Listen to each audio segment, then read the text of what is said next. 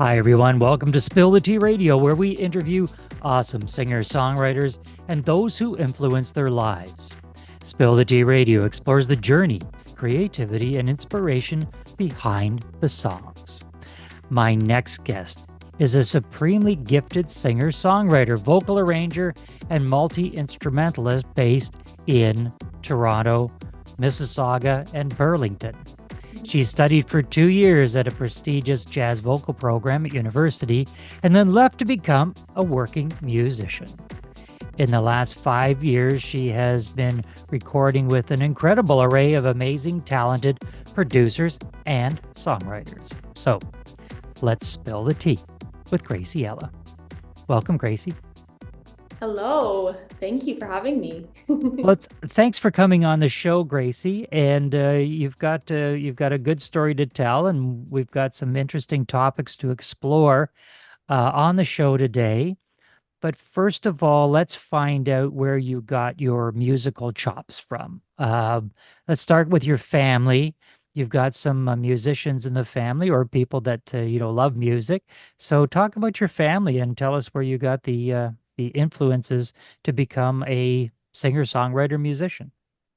Yeah, well, I grew up in a pretty musical family. My mom's side was the more musical side, but basically, when I was growing up, when I was just a kid, my grandparents would sing and play guitars and play, even my grandfather would play the accordion and they'd play a lot of Italian music. And my mom liked to sing a little bit, so they were celebratory people. And my mom was a lovely host and always wanted to have family over. So we did try to celebrate as much as we could. And so that's, I guess, my first like introduction to music. And my mom always played CDs. She had some, pretty cool little sound system for the house, and she had a decent CD collection. So yeah, she would play a lot of music. Let's date your mom here. What kind of music did she listen to? It's kind of over.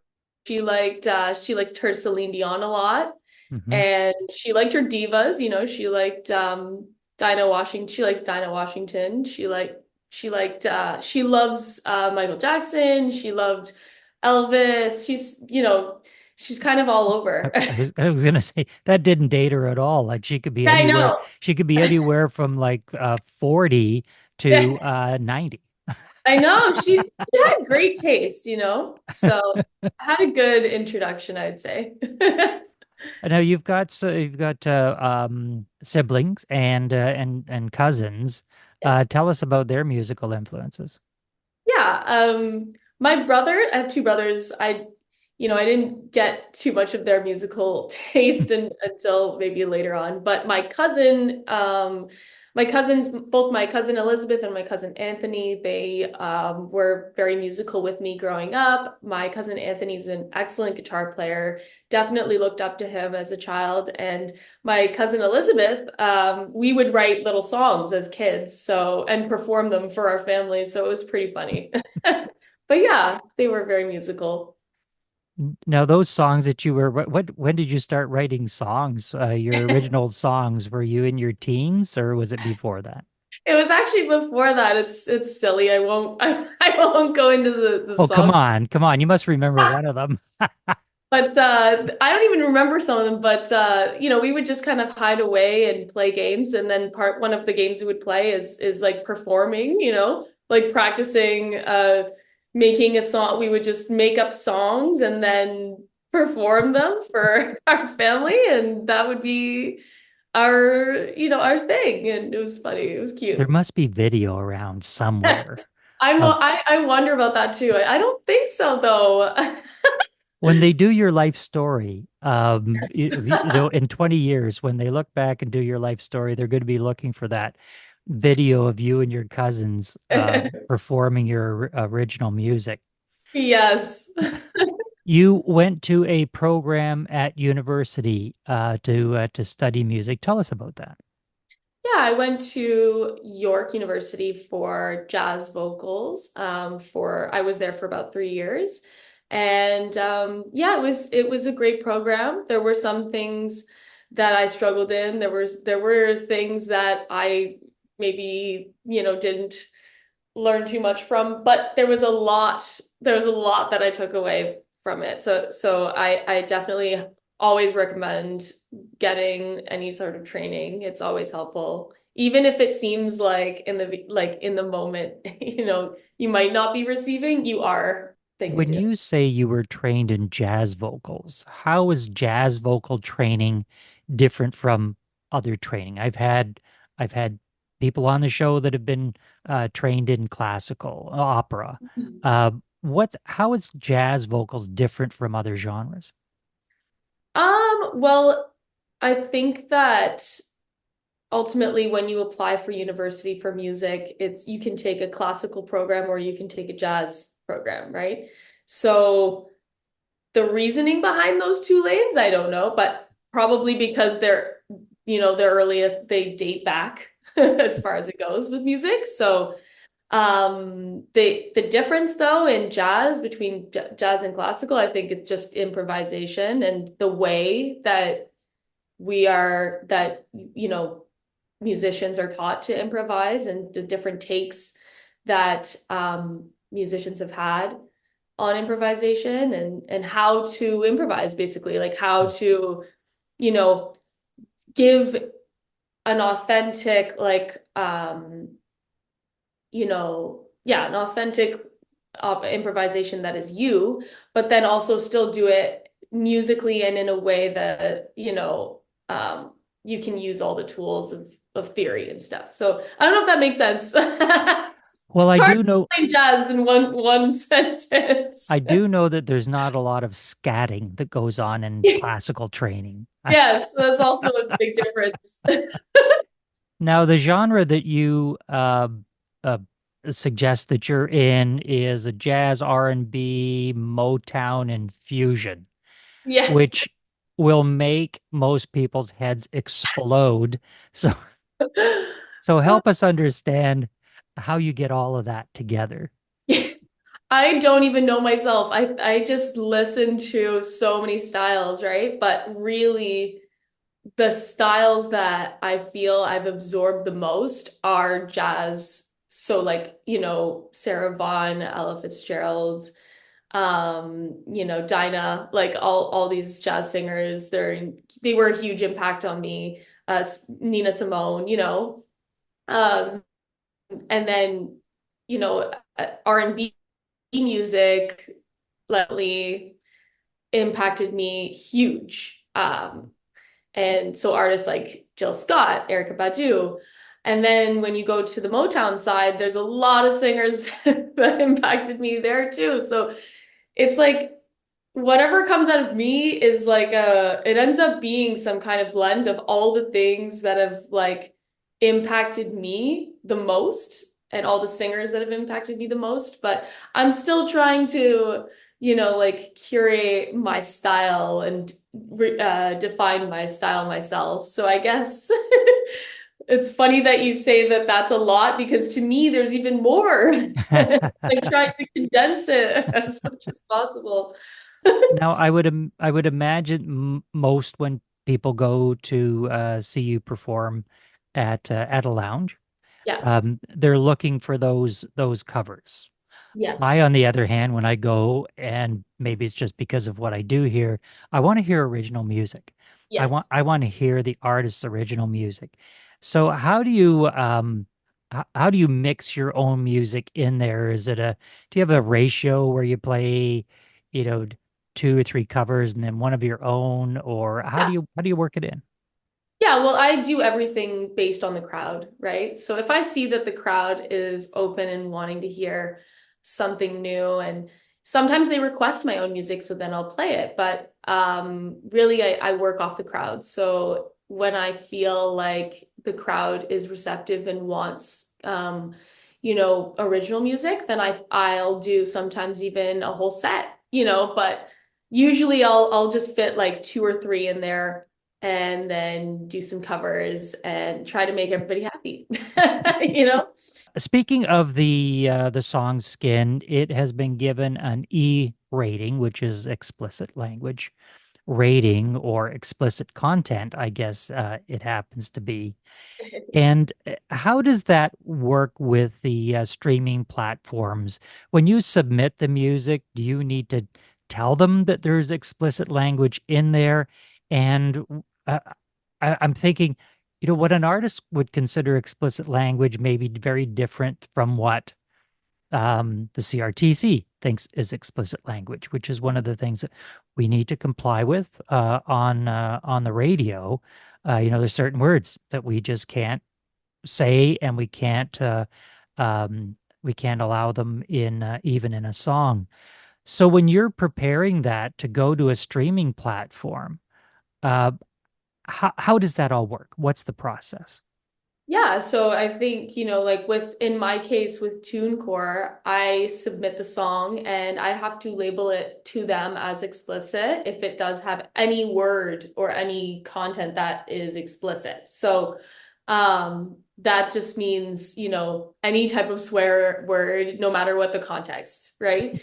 And so in this case I did that. And then I think they put the labels. I think I don't know exactly who puts the labels, but There's somebody else there's there's somebody in a dark room yeah, somewhere.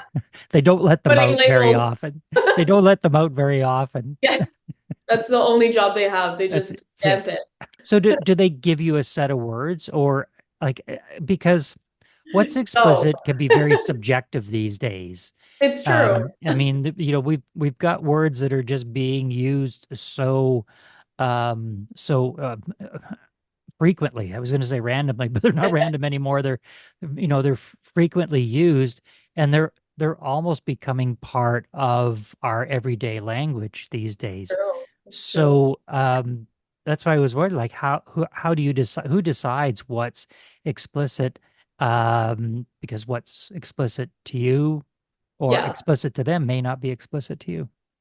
Yeah, I mean, I try to just use like my best common sense for that and just think, okay, if I'm cussing in a song in any form, I guess it's explicit. But I actually, even when I was handing in skin, I didn't think I'd need to let them know that it was explicit because it was only one swear word in and used in a way that I didn't, really even consider that explicit, right? But yeah, it still counted. So Mhm. it's like now I get they don't give you like set guidelines right They don't off. give you the George Carlin seven words you can't say.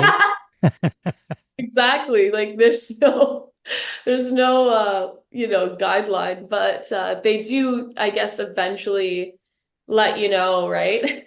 By giving you an email to say, "Hey, you know, we can't release this because you have not this is explicit. Please label it as such." Sometimes we used to be able to say, well, if you wouldn't say it in front of your mother, if you wouldn't say it to your mother, then don't say it outside. And or you could say if you wouldn't say it to Nona, then Yeah. don't say it outside. But then, Nona's probably got some pretty choice Yeah. words None of it's feisty. None she of does not. she's a little spicy, is she? She is. She is. Uh, She's a little rebel. Well, another item that comes up a fair bit now is artificial intelligence. And as a young artist yourself, uh, I would imagine that you and your colleagues are starting to talk about AI and how that impacts the music industry today. What's your take on AI? Is it good? Is it bad? Is it ugly? Does it have a place, or should it be completely banned from the music profession? I think that AI can be positive for our lives if it can be, used responsibly. I feel like the way it's being used in music, I mean, entertainment is entertainment, right? So if somebody wants to make a song from AI and just have AI generate songs and then just get a laugh out of it or just see what it comes up with. I mean, it's experimenting with technology, which is something that humans always will do. But like, as far as how it's impacting the industry, I mean, it's hard to tell. I feel like there's been some negativity definitely coming from it, like with, vocalists' voices being used Mm-hmm.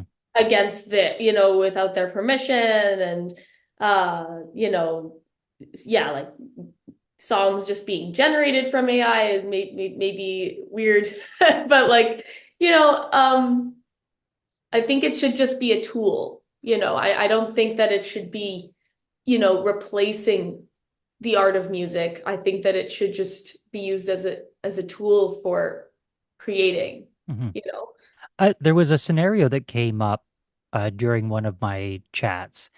And when we think about artists that are no longer with us, Yes. Elvis, George Harrison, John Lennon, Kurt Cobain, some of these amazing singer-songwriters, Prince, Yeah. Michael Jackson, they had these catalogs of music that were never ever released. Yeah. And when we think about, well, if they could generate their voices through artificial intelligence, so we would get to enjoy the music that they never released, is Yeah. that a good thing? Over to you, Gracie. Is that a good thing? I don't know. I don't think it's a bad thing. I think like people are going to be curious, like we develop relationships with the artists we love in our, in our households, and we get curious about like, yeah, like work that they've never released before. So if we can, but as long as we're aware though that like it's coming from AI, it's not coming Mhm. from the artists themselves, right? So it's just really like an experiment to see what AI can do with their stuff. It's not them saying like, here, take my unreleased music and do what you will, like so we have to be like, I think just careful of our I don't know, like our perception of things, right? Because it can get distorted when with AI being so convincing. Let's get into one of the songs that Gracie wrote. The draft of this song was written on a visit to Los Angeles with the help of producer Derek Downham. The song was finished in 3 sessions and released in August of 2024. Let's take a listen to singer-songwriter Gracie Ella and her song, Skin. I'm never gonna be that girl on your IG. I know you look at her differently than you look at me. Is there not enough for me? I'm never gonna need that, starving for attention. I like my independence. I only need a few friends, just looking for some good ones. When I'm uncomfortable, I remember where I've been.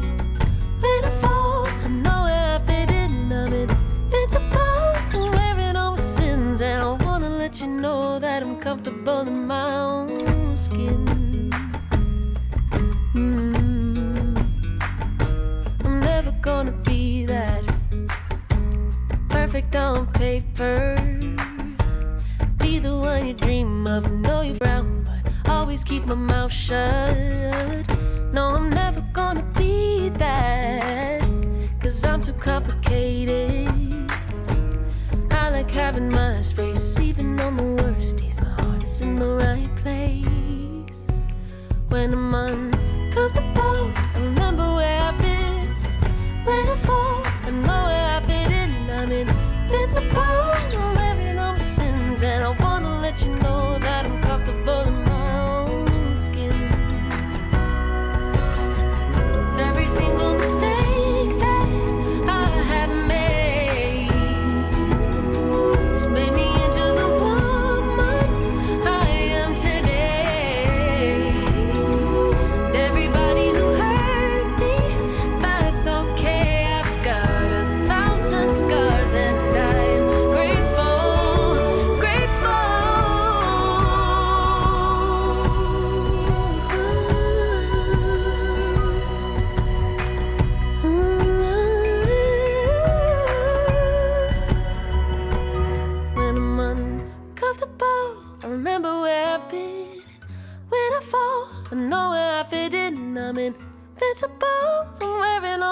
sins, and I wanna let you know that I'm comfortable when I'm uncomfortable.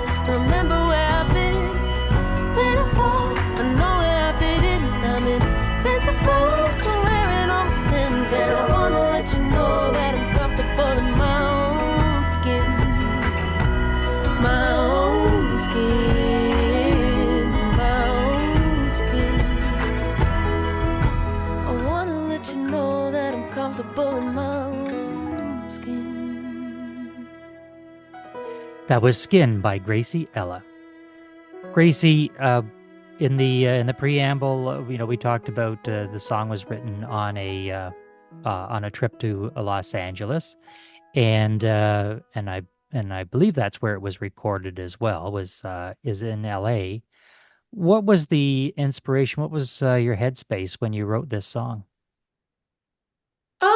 I think my headspace was really just like I was on a writing trip, so every day I was writing something new, and some of it was even for pitch, it might have been for pitch. It didn't even have like a set destination as to where the songs would end up, but just to create, right? And just to see what would come out of these sessions. And so my space I was really eager to write something that was, a little bit more genuine to how I was actually feeling, and also that would uplift instead of like,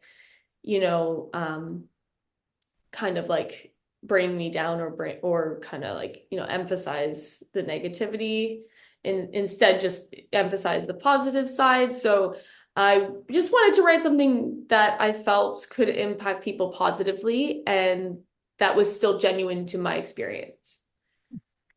How do people find out more about you, Gracie? What's the website? What are the social streaming platforms? Where can they go and find out more about you and your music? Yeah, I am working on a website right now, so it's not quite finished, but everyone can find me on my Instagram at Gracie Ella Music. And they can also find me on Facebook as Gracie Ella. And they can Google me. I have lots of links too. So they would just have to Google Gracie Ella. And they'll find me on YouTube as well. We have been in conversation with Gracie Ella. Gracie, thanks for being with us. Thank you.